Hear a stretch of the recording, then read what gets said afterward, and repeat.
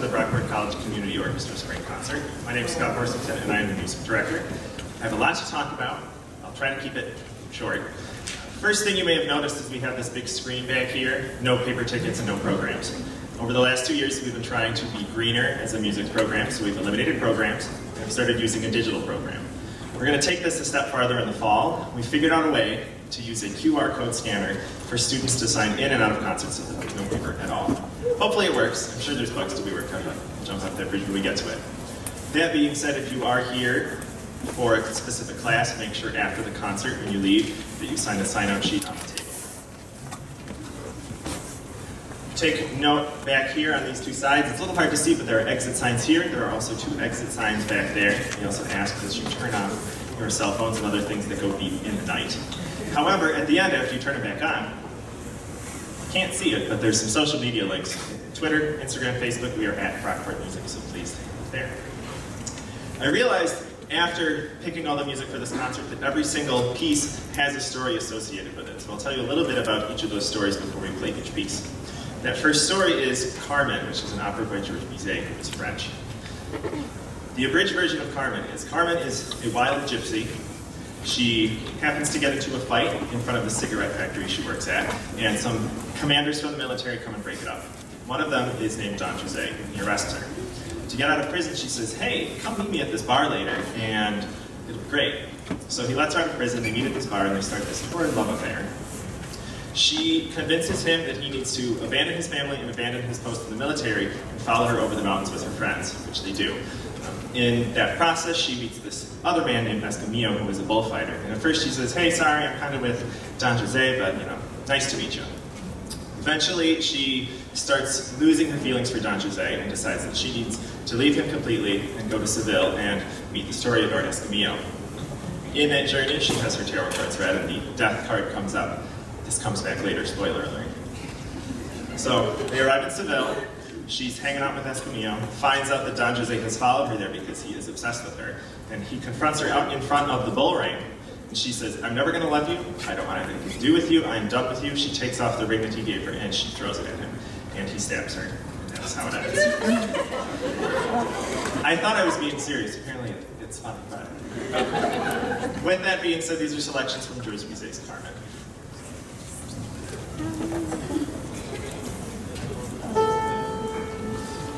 The fourth block.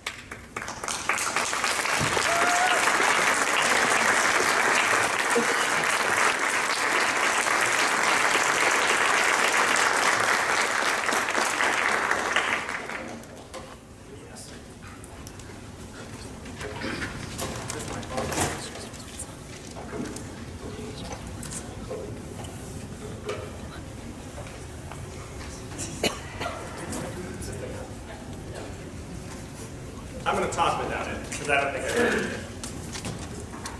Other things I sort of inadvertently did when I picked the music for this concert is I did a lot of opera.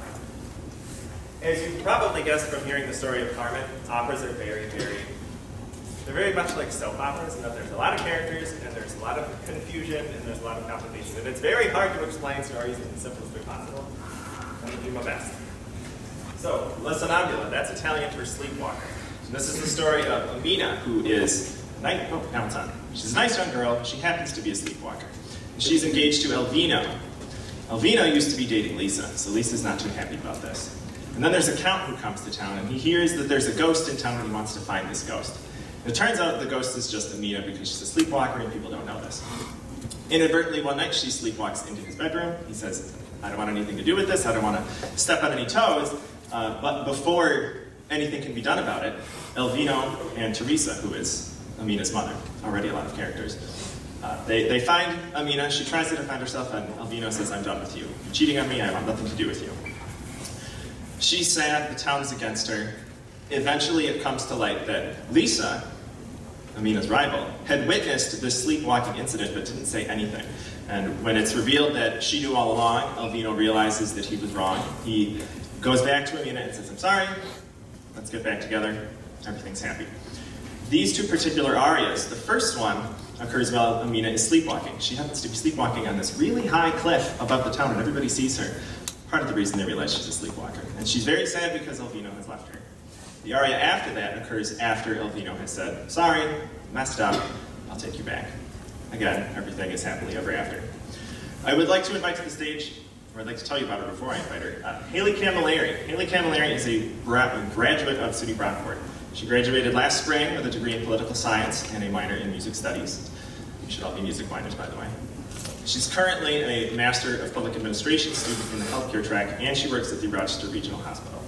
So she's very, very, very busy. Luckily, she was able to take some time out to join us for these two pieces. She's been studying voice since she was a freshman in high school with Brian Klickner, who is the choral director for Brockport. And she started dabbling in opera as a sophomore in college. So please welcome to the stage, Hailey Cammilleri.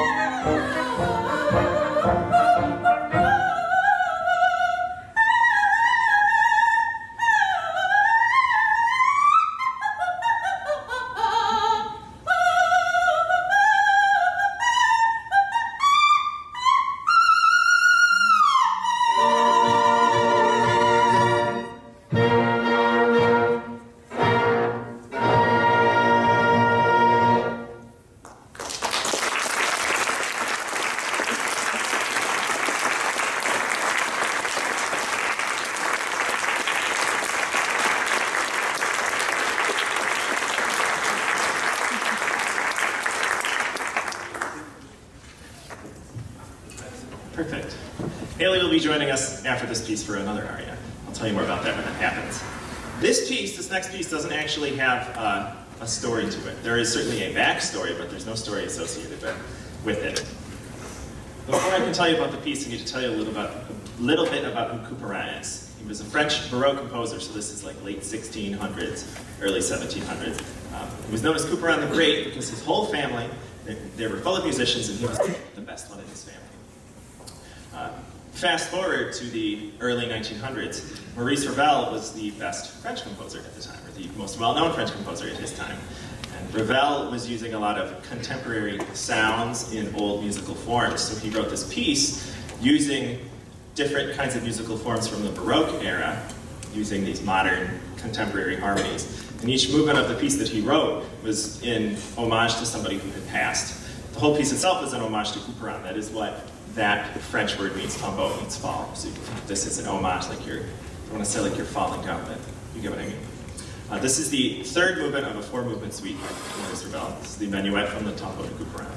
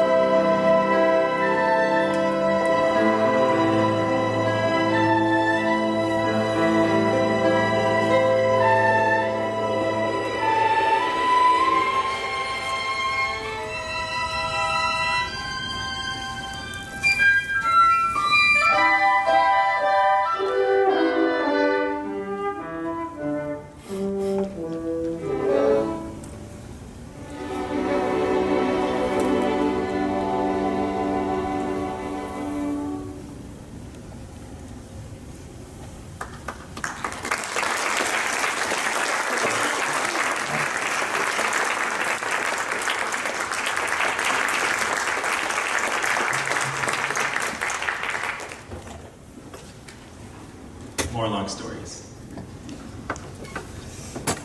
In trying to figure out how to tell the story of the magic flute, I don't think I can do it, so I'm going to do the best I can. It's extremely bizarre, partly rooted in exoticism. So this was like this weird obsession they had at the time with cultures that they weren't familiar with. So there's a lot of weird Egyptian mythology involved in the story. There is also talk or suspicion that the opera had something to do with the Freemasons, if you're familiar with the Freemasons, which I want to say is a secret brotherhood. There's no Masons here, and if there are, I'm sorry if I said it wrong. That being said, the most abridged version I can give you right now is the story starts with Prince Tamino in the woods being attacked by a serpent. He's then saved by these three mysterious women who turn out to be sent by this woman named the Queen of the Night. And the Queen of the Night says, "My daughter Pamina is being held prisoner by the wizard Sarastro, and I need you to go save her." She gives him this magic flute that can help him in his journey to find her daughter. And he also meets this other character named Papageno, who is known as a bird man, and it's not clear if he's like a man who is a bird or a man who deals with birds. So depending on the production, you might see some interesting costumes. That being said, he finally arrives at Sarastro's palace, and it turns out that he's actually not that bad of a guy. He's just keeping Pamina protected from the Queen of the Night, who, as I said before, is her mother. Tamino and Pamina, easy to confuse, end up falling in love, and Sarastro says, "Okay, just to make sure that you're like ready to be together, I'm going to send you on a series of trials through this thing called the Temple of Ordeal. If you can make it through the Temple of Ordeal, you'll be all set to go happily ever after at the end." Long story short, they make it through the Temple of Ordeal and everything is okay. Prior to that, the Queen of the Night, turns out, had promised Pamina to Montostados, who is the servant of Sarastro. See how confusing this is getting? So the Queen of the Night wanted Sarastro to be defeated so that her daughter could go with his slave Montostados. Really confusing. End of the first act, she gives her daughter Pamina this dagger, and she says, "You need to kill Sarastro to prove to me that you are actually loyal." This aria is from that moment, hence the title, Queen of the Night's Revenge. You might not know the title, but I'm sure you've heard this before. I'd like to welcome back to the stage Hailey Cammilleri.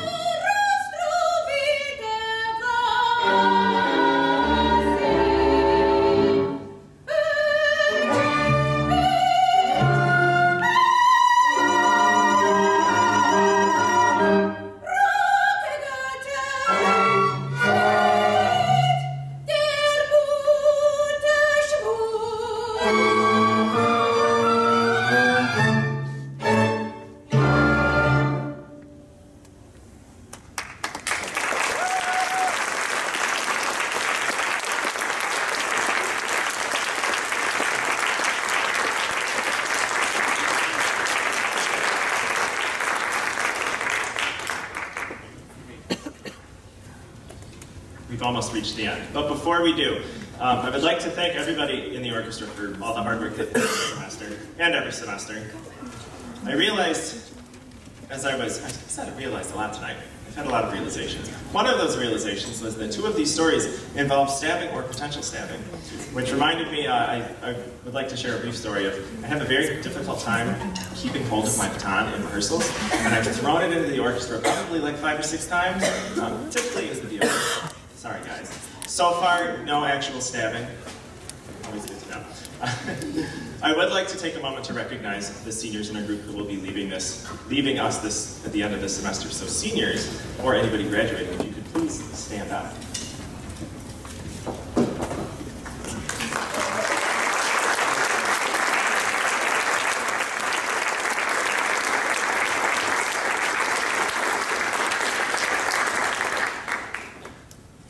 Thanks, guys.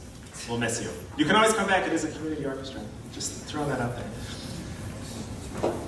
The last piece we have in our program is a suite from the film/musical An American in Paris by George Gershwin.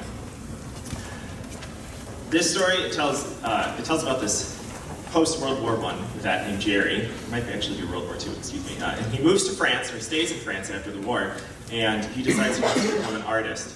So this very rich heiress named Mila decides that she is going to help him on his career to become an artist, getting him gallery showings and all these things, but she actually wants a little bit more than that. You can imagine why.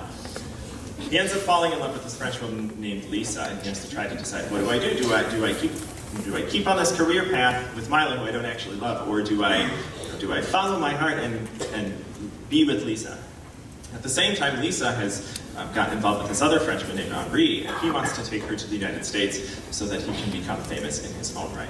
So, as you know, opera, musicals, all of these things, very, very complicated. You should just not get involved with people or don't make a musical or an opera about it. I would like to thank you again for joining us this evening. And if you are registered for a class and you're here for a class, make sure that you sign out at the end. Again, please follow us on social media as well. We also have 2 more concerts coming up this semester. Tomorrow night in the Black Box Theater, which is directly behind this stage, the big band and the jazz ensemble will be performing.